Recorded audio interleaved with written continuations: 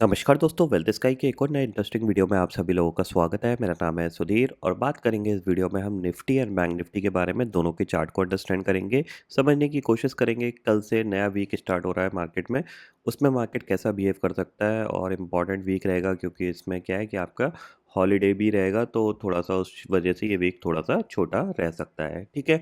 और यहाँ पे समझेंगे कि कल मार्केट में एक्चुअल में किस टाइप की ओपनिंग होगी, ग्लोबल मार्केट कैसा है, उसको भी हम अंडरस्टैंड करने की कोशिश करेंगे। तो जल्दी से इस वीडियो को स्टार्ट करते हैं। सबसे पहले अगर हम वीडियो में बात करें तो इस वीडियो में सबसे इम्पॉर्टेंट चीज़ क्या है कि यहाँ पे आई थिंक सो जो 15 अगस्त है वो सैटरडे का, तो मेरे हिसाब से शायद कोई हॉलीडे नहीं है। ठीक है ना, तो थोड़ा सा ये ध्यान में रखना है। बट सबसे इम्पॉर्टेंट चीज़ क्या है कि अगर आप ट्रेडिंग करते हो तो आपके पास ये मैसेज आ गया होगा कि 12 अगस्त नो ट्रेडिंग डे। ठीक है ना, और ये एक प्रोटेस्ट हो रहा है ऑनलाइन जिसमें कि सारे ट्रेडर्स मिलके उन्होंने ये डिसाइड किया है कि वो 12 अगस्त को ट्रेड नहीं करेंगे, वो बाइकआउट करेंगे। और मेन रीज़न इसको करने का है कि जो सेबी ने डिफरेंट डिफरेंट रूल्स लगाए हैं और गवर्नमेंट ने जो चार्जेस लगाए हैं काफ़ी तेज़ी से पिछले 2 साल में, एसटीटी जिस तरीके से बढ़ा है उससे बहुत सारे लोगों को इम्पैक्ट हुआ है। उनकी ट्रेडिंग में उनकी जो प्रॉफिटेबिलिटी है वो घट गई है। बहुत सारे लोग प्रॉफिट में थे, बिकॉज ऑफ चार्जेस के चलते वो लॉस में आ गए। तो इसको कह सकते हैं कि एक तरीके से गवर्नमेंट और सेबी की नज़र में डालना है कि ये काफ़ी चीज़ें गलत हुई हैं, इनको वो रोल बैक करें। और जो कैश, जो न्यू क्लोजिंग ऑक्शन सिस्टम जो सेशन आया है उसकी वजह से भी मार्केट थोड़ा डिस्टॉर्टेड दिख रहा है। तो उस चक्कर में ये सारी चीज़ें हो रही हैं और इसमें मैं पार्टिसिपेट कर रहा हूँ। 12 अगस्त को मैं ट्रेड नहीं करूँगा। अगर आप लोग ये वीडियो देख रहे हैं और आपने ये लाइन सुनी है कि 12 अगस्त नो ट्रेडिंग डे, तो आपसे भी रिक्वेस्ट है मेरी कि आप प्लीज़ मत ट्रेड करिएगा। आपके पास कोई भी अकाउंट, कैसा भी अकाउंट हो, आप उसमें ट्रेड मत करिएगा। ये मेरी पर्सनली रिक्वेस्ट है आपकी। आई थिंक सो आपको समझ में आ गया होगा। अगर नहीं आया होगा तो आप गूगल वगैरह पे सर्च कर लीजिएगा कि 12 अगस्त नो ट्रेडिंग डे। आपको मतलब आप 12 अगस्त लिखोगे, आपको गूगल सबसे टॉप पे दिखा देगा नो ट्रेडिंग डे करके। इस तरीके से आप इसके बारे में पढ़ लीजिएगा। ठीक है। अब बात कर लेते हैं मार्केट की।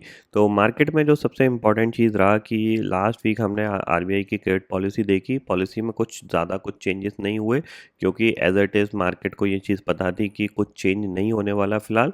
क्योंकि जब तक क्रूड ऊपर है तो तब तक कोई रेट ऑफ कट तो होना नहीं है यहाँ पे। उल्टा अगर इन्फ्लेशन बढ़ी तो फिर यहाँ पे क्या है कि थोड़ा सा इंटरेस्ट रेट चेंज हो जाएंगे। ठीक है। अभी जो क्रूड की जो क्लोजिंग है वो 82 के आसपास चल रही है, तो कहीं ना कहीं ये अभी भी हमारे लिए नेगेटिव है, तो हम ऊपर रेजिस्टेंस लेते रहेंगे। इतना आप ध्यान में रखिएगा। हाँ, 76 77 के आसपास आ जाता है तो हम ऊपर की तरफ जाने की कोशिश कर सकते हैं। इतना आप ज़रूर ध्यान में रखिएगा। ठीक है। इस पर्टिकुलर सीरीज़ में जो मेरा एक्सपेक्टेशंस ऑफ एक्सपायरी का है वो यही है, 24,500 या 600 के आसपास ही एक्सपायरी हो जानी चाहिए। क्योंकि अगर आप डाटा देखोगे तो डाटा में क्लियरली दिख रहा है कि 24,600 की कॉल पे 1,19,00,000 का ओपन इंटरेस्ट बना हुआ है। पुट पे 76 लाख का ओपन इंटरेस्ट है। इवन टॉप पे जो पुट राइटर्स है उन्होंने अपनी अनवाइंडिंग करी है, ओपन इंटरेस्ट घट के आया है यहाँ पे।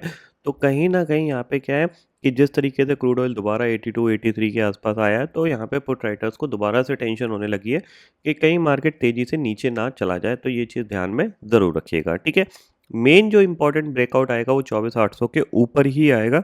जब तक 24,800 के नीचे है और 24,500 के ऊपर है तब तक ये कंसोलिडेशन वाला फेस रहेगा। ठीक है। चार्ट को अंडरस्टैंड करते हैं तो देखो चार्ट में प्रॉब्लम क्या है। चार्ट में प्रॉब्लम ये है कि बिकॉज ऑफ ये जो सी एस आया, जो क्लोजिंग ऑक्शन सेशन आया, उसकी वजह से ये चार्ट बहुत ज़्यादा डिस्टॉर्टेड हो गया है। क्योंकि क्लोजिंग के टाइम पे ये जो बड़ी बड़ी कैंडल्स बनी है ना, इसकी वजह से ये चार्ट पूरा डिस्टॉर्टेड हो गया है। तो एक्चुअल में जो एल्गोस हैं या फिर जो लोग प्री डिफाइंड लेवल्स पे काम करते हैं, वो उनको ये समझ में नहीं आ रहा है कि एक्चुअल में वो ऑर्डर्स कहाँ लगाएं। ठीक है ना। क्योंकि अगर किसी को एल्गो में मान लीजिए शॉर्ट लगाना है तो वो क्या 24,700 पे लगाए या फिर 24,770 पे लगाए, तो ये एक प्रॉब्लम क्रिएट हो रही है जिसकी वजह से क्या एग्जैक्टली मार्केट लेवल्स पे वैसा बिहेव नहीं कर रहा है जैसा करना चाहिए था। ठीक है ना। तो ये जो कैंडल्स बनी है ना, ये कैंडल्स की वजह से ये चार्ट जो है ना वो एक डिस्टॉर्टेड हो गया है। इसमें आपको एक्चुअल में ये समझ में नहीं आएगा कि मार्केट में मेरे को बाय साइड पे ही ज़्यादा रुकना है या सेल साइड पे ज़्यादा रुकना है। क्योंकि अगर आप देखोगे यहाँ से मार्केट नीचे आ रहा था, नीचे आ रहा था, because of C S session की वजह से ये ऊपर की तरफ क्लोज हो गया। ठीक है। सेम चीज़ अगले दिन हुआ, मार्केट गैप अप खुला, नीचे आया, नीचे आया, क्लोजिंग के टाइम पे ये ऊपर हो गया। फिर नेक्स्ट डे साइडवेज चला गया, सेम यहाँ पे हुआ, नीचे गया तो ऊपर चला गया, फिर नीचे आ गया, फिर ऊपर चला गया। तो ये जो प्रॉब्लम है ये मेरे हिसाब से अगले 10-15 दिन में सॉल्व हो पाएगी, जब तक चार्ट दोबारा से क्लियरली फॉर्म नहीं होता। तब तक आपको मार्केट या तो साइडवेज दिखेगा या फिर आपको वॉलेटिलिटी दिखेगी।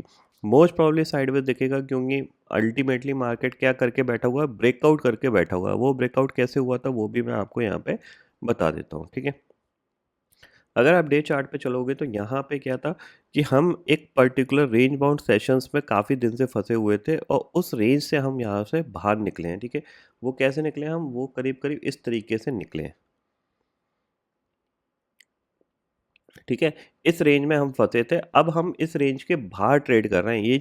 भले हम मूवमेंट नहीं किया है हमने, लेकिन आप एक चीज़ समझ के चलिएगा कि इसके बाहर ट्रेड कर रहे हैं। तो एक तरीके से ये क्या है कि यहाँ से एक ब्रेकआउट हुआ है, ठीक है। और ब्रेकआउट के बाद अब ये एक रिट्रेसमेंट है।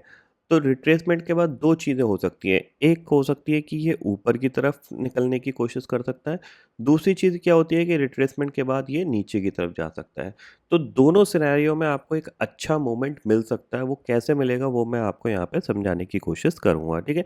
तो यहाँ पे क्या है, देखो, अगर मार्केट 24,400 के नीचे निकलता है, ठीक है, तो सिनेरियो क्या बनेगा, ब्रेकआउट हुआ, मार्केट साइडवेज गया, लेकिन नीचे की तरफ इसने दोबारा से क्लोजिंग दे दी, यानी 24,400 के नीचे चला गया। अब 24,400 के नीचे चला गया तो इसका मतलब क्या होगा कि एक ब्रेकआउट फेलियर का सिनेरियो बनेगा, और ब्रेकआउट फेलियर में क्या होता है, बहुत इजीली निफ्टी 200-300 पॉइंट आराम से गिर जाता है।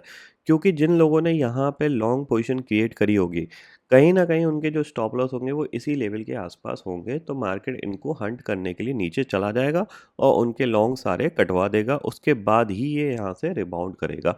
ये चीज़ ध्यान में रखिएगा। तो 24,400 के नीचे आपको थोड़ा सा सेलिंग के बारे में सोचना चाहिए, ठीक है। अब मान लो यहाँ पे क्या है कि ये जो ब्रेकआउट है ये सस्टेन करता है, और मार्केट क्या करता है, इसको सस्टेन कर रहा है। जैसा कि अभी दिख रहा है कि मार्केट 24,500 के नीचे जाने की कोशिश बिल्कुल नहीं कर रहा। 24,500 पे जाता है, वहाँ पे होल्ड कर जाता है, और फिर धीरे से आके ऊपर 24,600 के आसपास क्लोज दे देता है, ठीक है। इसका मतलब क्या है कि अगर इस हाई के ऊपर निकलता है, ये जो हाई है, ये जो डोजी कैंडल बनी थी, इसके हाई के ऊपर निकलता है, तो there will be the maximum chances ये क्या करेगा, अपना 25,000 की तरफ बढ़ने की कोशिश करेगा। तो हमारे पास एक प्रॉपर प्राइस एक्शन कैसा बन जाएगा कि हमने एक मोमेंट देखा, फिर मार्केट साइडवेज गया, और उसके बाद ये ऊपर की तरफ जा रहा है। और ओवरऑल ये चीज़ ध्यान में रखिएगा कि ओवरऑल जो चार्ट बना हुआ है वो एक पॉजिटिव चार्ट ही है। भले इसमें मूवमेंट नहीं आ रहा है, लेकिन पॉजिटिव चार्ट है ये। तो आप ऐसा बिल्कुल मत सोचिएगा कि ये चार्ट नेगेटिव है, ये चार्ट पॉजिटिव है। क्यों? क्योंकि मार्केट ने यहाँ से मूवमेंट किया, रिट्रेस किया, फिर एक हाई बनाया, फिर इसने क्या किया, बिल्कुल जिन लोगों ने लॉन्ग कर रखे थे उन सबको निकाल दिया बाहर, और ऊपर जाके एक नया हाई बना दिया है। अब ये रिट्रेसमेंट कर रहा है थोड़ा सा, फिर जैसे ही इसको कोई पॉजिटिव न्यूज़ मिलेगी ये ऊपर की तरफ मूव कर जाएगा, लेकिन करेगा बहुत धीरे-धीरे या फिर गैप अप पे। तो ये चीज़ आपको थोड़ा-सा ध्यान में रखना है, ठीक है? अब कल के लिए क्या हो सकता है, तो देखो कल के लिए इम्पोर्टेंट यही है। अब यहाँ पे क्या हुआ है, मार्केट ने एक मूवमेंट किया, धीरे-धीरे इसको सेलर्स नीचे लाए, तो कहीं न कहीं यहाँ पे कहीं सेलर्स ही बैठे होंगे इन लेवल पे। तो मार्केट क्या है, इनको निकालने की कोशिश कर सकता है। तो कहीं न कहीं कल हमें थोड़ा-सा बाइंग आती हुई दिखाई दे सकती है। कहाँ तक आती हुई दिखाई दे सकती है? आप मान के चलो 24,680 और 24,700 तक, इतना आप ध्यान में ज़रूर रखिएगा, ठीक है? बैंक निफ्टी की बात कर लेते हैं। तो बैंक निफ्टी में तो कुछ नहीं होगा, ये चीज़ मैं पिछले 10-12 दिन से बोल रहा हूँ। क्यों बोल रहा हूँ? क्योंकि बैंक निफ्टी ऑलरेडी पहले ही काफ़ी हद तक एक अच्छी खासी रिकवरी दिखा चुका है। अगर आप देखोगे, यहाँ से ये ऑलरेडी एक अच्छी रिकवरी दिखा चुका है। अब ये साइडवेज में ही फंस गया है, तो मुझे लगता है ये 1-2 महीने इसी रेंज में ही रहेगा। ये 57,000 से लेके 58,500 की रेंज में ही एक कामकाज करेगा। तो इसमें क्या है, आप ऑप्शन सेलिंग कर सकते हो तो बहुत अच्छी चीज़ है, नहीं तो आप इसको अवॉइड कर सकते हो। इसमें कुछ ज़्यादा दिख नहीं रहा है कि इसमें कोई मोमेंटम होगा, ठीक है ना। अब यहाँ पे क्या है, मार्केट ऊपर जाता है, फिर थोड़ा रिट्रेस करता है। अब क्या है यहाँ पे, फिर ये दोबारा से धीरे धीरे ऊपर फिर जाएगा, फिर रिट्रेस कर जाएगा। तो क्या है, एक रेंज में ही फंसा हुआ है ये। और 58,200 के आसपास सेल करिए, 57,400-200 के आसपास बाय का ट्राई कर सकते हैं। ये सिनेरियो इसमें बन रहा है। तो यहाँ पे निफ्टी हो गया, बैंक निफ्टी हो गया, बाकी मैंने आपको बता दिया। 12 अगस्त नो ट्रेडिंग डे है, तो आप कोई ट्रेड मत करिएगा। अगर आप मार्केट में पार्टिसिपेट करते हो, अगर आप ट्रेडिंग करते हो तो प्लीज़ मत ट्रेड करिएगा, क्योंकि जिस तरीके से एसटीटी वगैरह गवर्नमेंट ने बढ़ाई जा रही है, इससे काफ़ी लोगों को बहुत ज़्यादा नुकसान हो रहा है। अपनी जेब भरने के लिए लोगों का नुकसान कराने का कोई सेंस बनता नहीं है, ये चीज़ इनको समझ में आना चाहिए। और अगर आप देखोगे यहाँ पे, तो अगर आप 1 करोड़ का टर्नओवर लेते हो तो उसमें आपका आज के टाइम पे एसटीडी आपका ऑप्शंस में कितना बन रहा है, करीब-करीब 15,000 रुपए का बन रहा है, जो कि 2023 में और 2022 में सिर्फ 5,000 था, ठीक है ना? तो आप देखो 5,000 से 15,000 बहुत बड़ा अमाउंट इंक्रीज़ हो गया है। और 1 करोड़ क्या, लोगों के साल भर में जो टर्नओवर्स होते हैं वो 30-30, 35-35, 40-40 करोड़ तक के होते हैं। तो बहुत बड़ा अमाउंट आपका एक टैक्स में जा रहा है एसटीडी में, जो कि गवर्नमेंट ने बढ़ाया है। और इसके बाद आपका ब्रोकरेज आता है, सेबी टर्नओवर, एक्सचेंज टर्नओवर, ये सारे चार्जेस आपका प्रॉफिट को पूरी तरीके से चूस जाते हैं और आप अल्टीमेटली क्या है, लॉस में चले जाते हो। तो कहीं ना कहीं ये एक डिसीजन सही है कि 12 अगस्त को हम अगर नहीं ट्रेड करते हैं, हालांकि चेंज कुछ नहीं होगा, लेकिन अगर नहीं करेंगे, देखो कुछ ना करने से अच्छा ये है कि कुछ करो। देखते हैं कि 12 अगस्त को ट्रेड नहीं करते हैं तो क्या इम्पैक्ट पड़ता है, ये चीज़ एक्चुअल में करके पता चलेगा। कि 12 अगस्त को हम कोई ट्रेडिंग नहीं करते हैं तो एक कुछ ना कुछ इम्पैक्ट ज़रूर पड़ेगा। उस इम्पैक्ट से हो सकता है कि किसी के नज़र में कोई ये पॉइंट आ जाए और वो डिस्कस करने लग जाए कि हाँ, इस चीज़ को कम किया जाए। ठीक है? तो फिलहाल दोस्तों, इस वीडियो में इतना ही है। आई होप ये वीडियो आपको पसंद आएगा। वीडियो पसंद आता तो लाइक और शेयर ज़रूर करिएगा और चैनल को जो सब्सक्राइब कर लीजिए, क्योंकि मैं सुधीर लेके आता रहूँगा हर दिन आपके लिए नए-नए वीडियो। इसी के साथ शुक्रिया दोस्तों। जय हिंद।